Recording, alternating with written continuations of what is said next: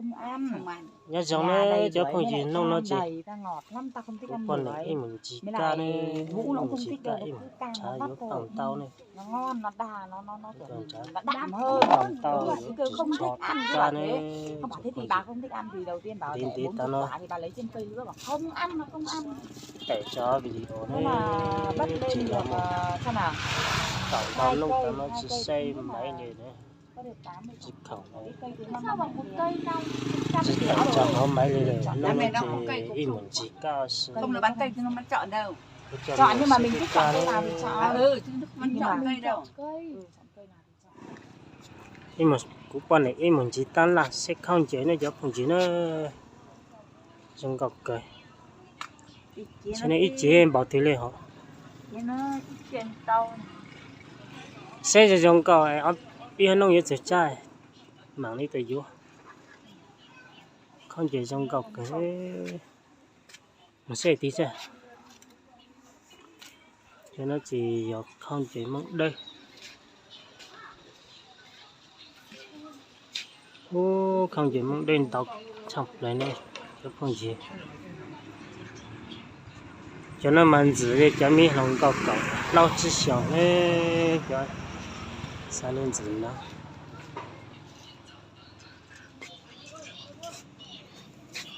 thọ chỉ ở trong cao đồ này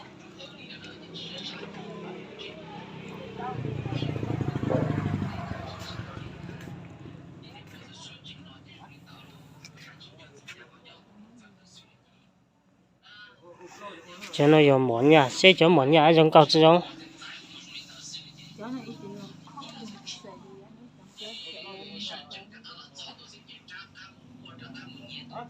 ê có ô ha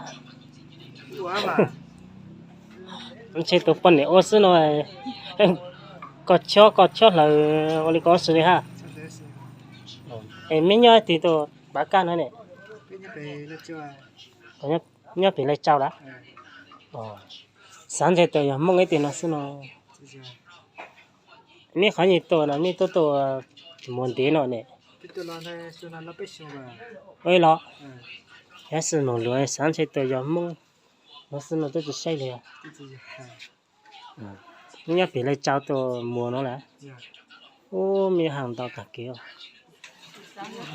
thì sáng giờ mà tôi vô nó cho phong chỉ nó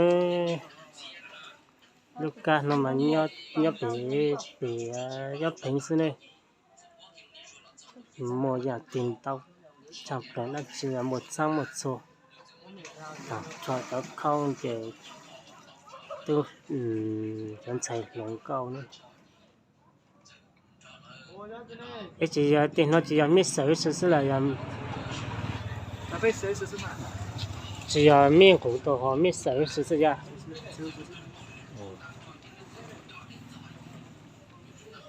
em mấy tôi thì chỉ nói nhỏ ít lúc liền bảo tiền nhà đây ít trên đó đấy ha họ đi ha mấy thì chẳng to nhiều mà nhiều tôi nữa sao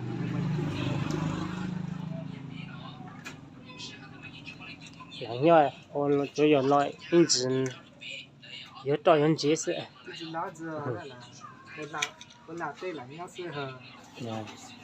你拿来的时候你去我想了解辣的去一想的然后你了对当不了的是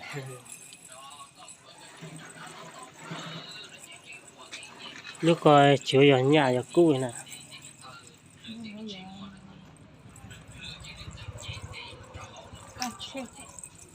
三七是ô人高干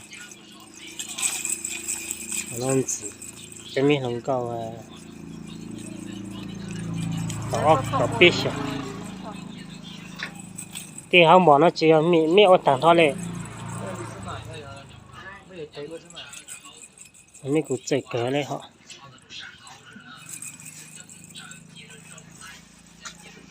cho tiền nó chỉ lăng nhà Đỗ nó mất lên hậu còn hơn nhóm phúc. đúng rồi nhóm thuốc mình phải vào đấy Nó còn con đấy nó bên hậu bảo nó mày bên hậu chị mấy cái con cháu thôi chứ cháu à cháu còn cháu mà cho cháu tôi nhá số sẽ cháu chứ cháu mà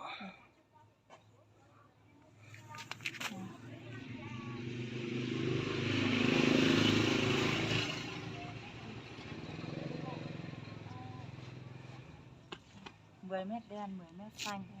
Nó vòng cái xe là lấy rồi nó bê lên hộ. 10 mét đen, 10 mét xanh là lâu vừa o. Cộng với cả mình có thứ là dỉ vừa lâu. Ôi thế cũng phải 3 tải này. Ừ.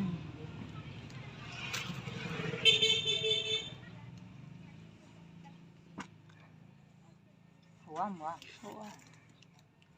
anh tao vậy làm nè. đây từ từ đó. Cho cứu cho vô nó qua tu nó cú tay chứ không phải cú tay nó phải mà vừa đấy cắt rồi để đây còn cái này không phải không ngồi là cũng có chá đấy mà cầu cú đây có sai cú tay rông rông này cũng muốn nó hái đây hái nó hái này Chứ còn Có khi tiền của bà chẳng ngay bây giờ bà đi kéo ai là chị. anh chỉ mỗi ít say họ có cháu ở trong này. Đang nhận là mình gửi đi giá sau chứ gái là nhà thằng Lai ấy. Thì bảo bà hết mà gửi giá không. Chả ai yếu tiểu trong các anh xem mà. Cái gì đấy? Mấy lạng tôm ra ăn đây lại. Cứ mua lắm bà.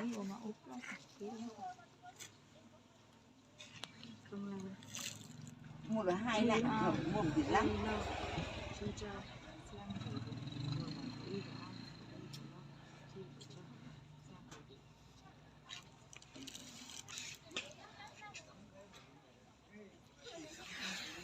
Ông mua mấy lạng đây?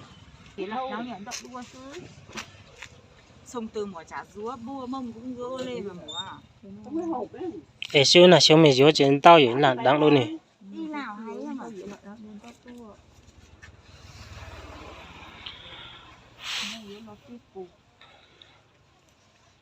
làm gì mà hôm nay quay ghê thế hả ông? Bà nhà bài đã bữa. Rồi. Số trên một mùa em bảo tiếng nhà.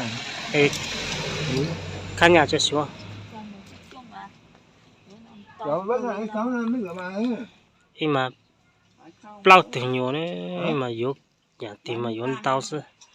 Ta nó chỉ một nhà chỉ là yếu ở nó chồng ôi. Yêu nó yếu thực ra thì đó tôi yếu đồn bảo nó chăng ha. Chỉ yếu trực chọn tao đấy mình nhiều chung mà chỉ một nhà này đó. Yếu chỉ tao bảo là cho mình nhiều chơi giá này cho bằng gì nữa.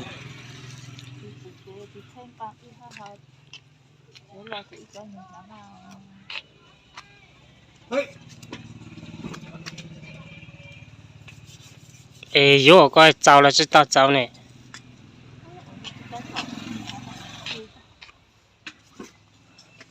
Cháu là yếu coi yêu nó ấy mà ấy. Một nhà chỉ lấy đó từ yếu đó.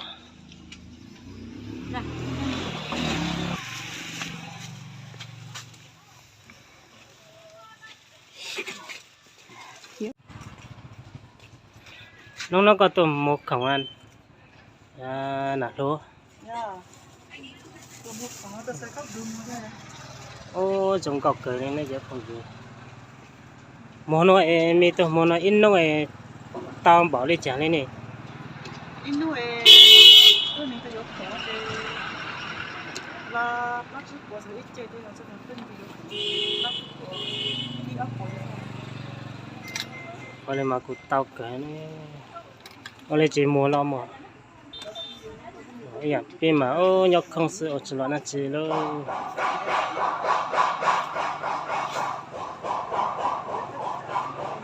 Ê, mi tôi mi sợi trên nông này.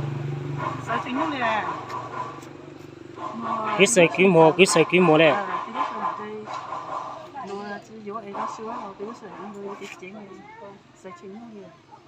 Ê, chỉ tiền là sao thì có chuyện mình lấy mua sữa là do mình sợi sợi này. Ở thì có mình sợi sợi này. Sáng sẽ tôi mình mua玻璃cho luôn.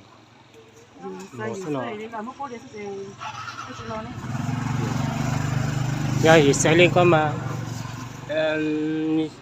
nếu bàn tao là thì xây mà chỉ cho kỹ họ giờ còn mua玻璃mà cho giờ lo chết cháy thì sao?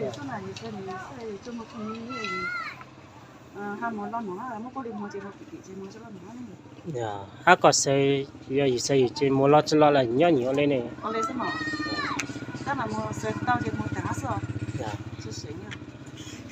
Bây giờ nó lên thì to sáng thì sáng yếu ta muốn đợi cho muốn đợi là thì chỉ tôi yếu để nó tăng tao cũng mua nó chỉ là cũng mua tặng cho nó thì nhà có tiền là yếu tao tặng cho nó nè có lẽ ông có cháu này nào luôn nè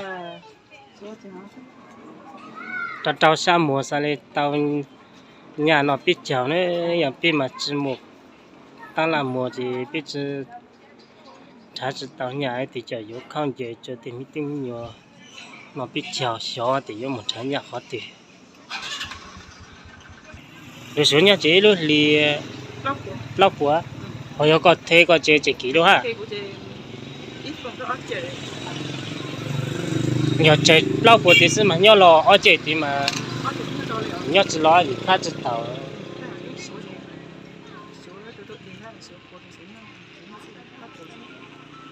cái chế nó số chế cả cha mong lẽ chỉ ở này sẽ còn thế nhà